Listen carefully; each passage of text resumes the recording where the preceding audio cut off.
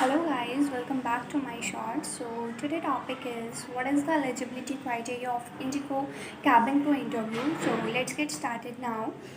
एक इंडियन होने चाहिए आप और एक फीमेल कैंडिडेट होनी चाहिए, 12th पास होनी चाहिए एंड आपकी मिनिमम हाइट 155 सेंटीमीटर होना चाहिए और minimum age is your 18 and maximum age for fresher is 27 and for experience it is 35 and no visible tattoo or marks in your body और आपके पास पासपोर्ट होना चाहिए, आप एक कॉन्फिडेंट होना चाहिए, वेल ग्रूम्ड होना चाहिए एंड आपको हिंदी एंड इंग्लिश दोनों में फ्लुएंसी चाहिए.